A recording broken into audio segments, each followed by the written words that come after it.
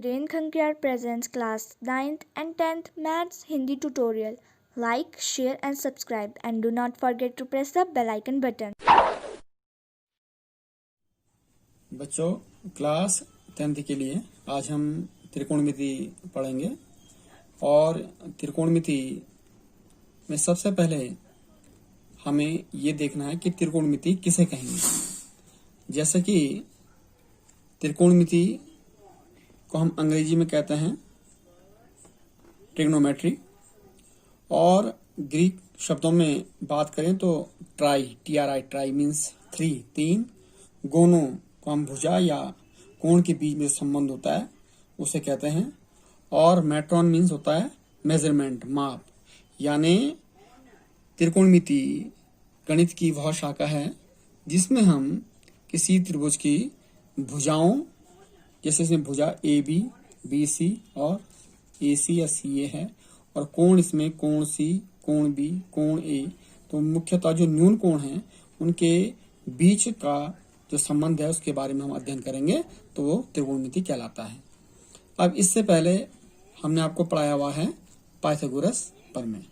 वो हमारे त्रिकोणमिति के प्रश्नों को हल करने में ज्यादा इंपॉर्टेंट है, इसलिए पाइथागोरस प्रमेय किसे कहेंगे?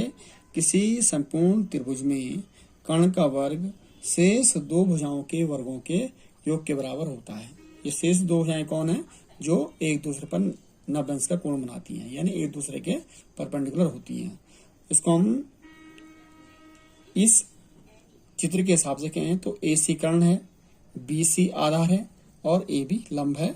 तो कर्ण का वर्ग बराबर लंब का वर्ग धन आधार का वर्ग, आधार बी सी हो गया। तो इसको आपने पाइथागोरस प्रमेय याद रखना है। अब त्रिकोणमितीय अनुपात किस प्रकार से हम निकालेंगे?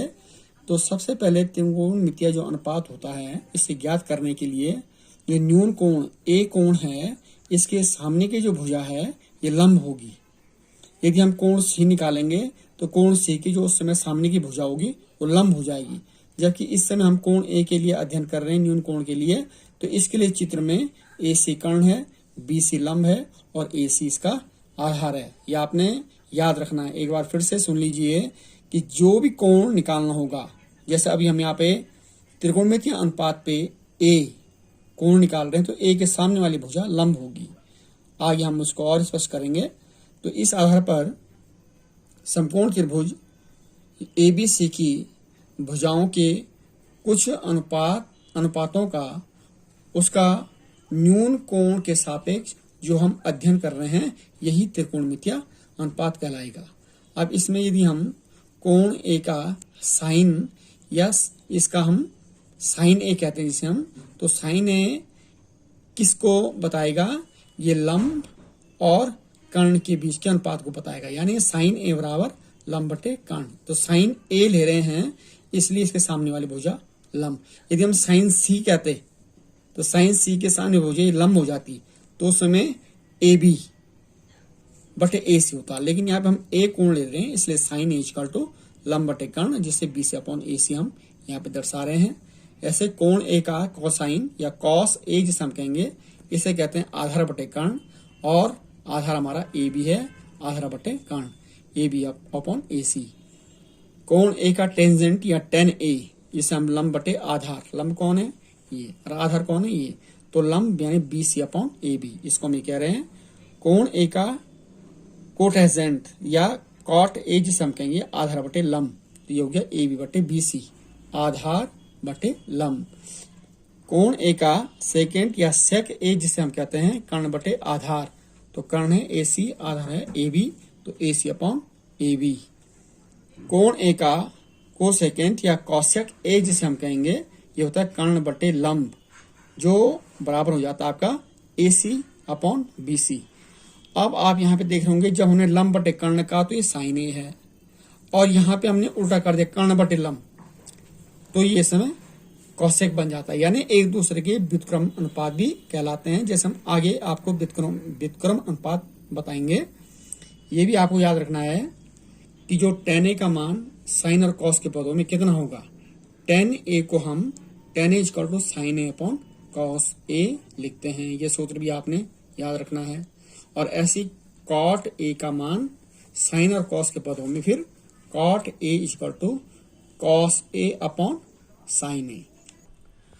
और अब इसमें आगे भी हम और देखते हैं कि कॉसेक ए, सेक ए और कॉट ए के जो अनुपात साइन ए, कॉस ए और टेन ए के हैं, ये इनके व्युत्क्रम अनुपात कहलाते हैं। यानी साइन ए का व्युत्क्रम उल्टा होता है कॉसेक ए, टेन ए का व्युत्क्रम होता है कॉट ए और कॉस ए का व्युत्क्रम होता है सेक ए। टेन ए को हम इस प्रकार से भी निकालते हैं B C upon A B, यानी लंब बटे आधार। और लंब इसमें फिर हमने बी सी अपॉन ए सी और ए बी अपॉन ए सी कर्ण कर्ण इसमें ये हैं, तो इसको टेन ए को कैसे हमने साइन और कॉस के पदों में लिख दिया साइन अपॉन कॉस ए। और साइन ए होता है B C upon A C, cos A होता है ए बी अपॉन ए सी। इस सूत्र से आप देखिए, ये इस चित्र से देखिए आप, ये कोण है, इसके सामने यह लंब, ये कर्ण और ये आधार। तो इस प्रकार से ये टेन ए का जो मान है साइन अपॉन कॉस होता है। कॉट ए मैंने व्युत्क्रम कहा था, तो कॉट ए टेन ए का व्युत्क्रम है, यानी 1 upon tan A. Cosec A sine A का व्युत्क्रम है 1 अपॉन साइन ए, और सेक ए कॉस ए का व्युत्क्रम है तो 1 अपॉन कॉस ए, इसको हम लिखते हैं। इसलिए समकोण त्रिभुज के एक न्यून कोण के त्रिकोणमितीय अनुपात त्रिभुज के कोण और उसकी भुजाओं के लंबाई के बीच के संबंध को व्यक्त करते हैं। अब क्या पारस्परिक इसमें संबंध होगा त्रिकोणमितीय अनुपातों में, कैसा रिलेशन इनका है रेशियोज के साथ में? तो देखिए, साइन और कॉसेक त्रिकोणमितीय अनुपात परस्पर रेसिप्रोकल हैं, व्युत्क्रम हैं। साइन और कॉस और सेक त्रिकोणमितीय अनुपात परस्पर व्युत्क्रम हैं। और ऐसे टेन और जो कॉट है त्रिकोणमितीय अनुपात, ये भी एक दूसरे के उल्टे हैं, व्युत्क्रम माने उल्टा। और इनको हम इस प्रकार से लिखते हैं कि यदि कोई कोण ए की जगह में यदि हम थीटा कोण लेते हैं तो sine theta equal to 1 upon cosec theta, या cosec theta equal to 1 upon sine theta. ये सारे सूत्र आपने कॉपी में लिखने भी हैं और याद भी रखने हैं। Cos theta equal to 1 upon sec theta, या sec theta equal to 1 upon cos theta, क्योंकि एक दूसरे के व्युत्क्रम है। यदि यहाँ सेक आ गया तो कॉस यहाँ आ गया, यहाँ पे आप देख रहे हैं। Tan theta equal to 1 upon cot theta, या cot theta equal to 1 upon tan theta. Tan theta का मान जैसे हमने कहा साइन और कॉस के पदों में sine theta by cos theta, या cot theta equal to cos theta बटे साइन थीटा। तो ये भी आपने याद रखना, ये व्युत्क्रम अनुपात कहलाता है। आगे हम ये भी रिलेशन आप देखिए, ये त्रिकोणमितीय सर्वसमीकाएं कहलाती हैं। पहला त्रिकोणमितीय सर्वसमीका है sine square theta plus cos square theta equal to 1, ये याद रखना है। और इसी से हम निकालते हैं, यदि हम साइन स्क्वायर थीटा का मान निकालेंगे तो ये कॉस स्क्वायर थीटा, क्योंकि पक्षांतर हो रहा है तो 1 माइनस कॉस स्क्वायर थीटा, और जब कॉस स्क्वायर थीटा निकालेंगे तो इसका मान हो जाएगा 1 माइनस साइन स्क्वायर थीटा। दूसरा जो त्रिकोणमितीय सर्वसमीका है sec square theta equal to 1 plus tan square theta, ये होता है। ये भी आपने याद रखना है कि ये भी हमारा एक सर्वसमीका है, और इस सर्वसमीका आधार पे 3 और निकल जाएंगे। Sec square theta tan square पक्षांतर किया आपने, तो sec square theta minus tan square theta equal to 1, या tan square theta sec square theta minus 1, और cosec square theta equal to 1 plus cot square theta. ये भी हमारे पास त्रिकोणमितीय सर्वसमीका है। पहला वो हो गया sine square theta plus cos square theta equal to 1, इससे हमने 2 और निकाले।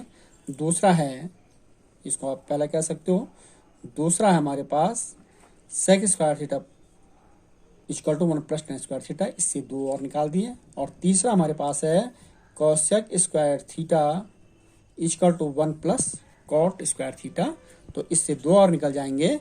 कॉसेक स्क्वायर थीटा माइनस 1, ये माइनस 1 इधर आ गया पक्षांतर से, ये हो गया कॉट स्क्वायर थीटा, और cosec square theta minus cot square theta, इसको इधर ला गया आप, ये हो गया आपका 1। तो ये हमारे त्रिकोणमितीय सर्वसमीकाएं कहलाती हैं। तो ये सारे सूत्र आपने याद भी रखने हैं और सारे सूत्र आपने कॉपी में भी करने हैं, और इसके आधार पर फिर हम आगे प्रश्नावली करेंगे।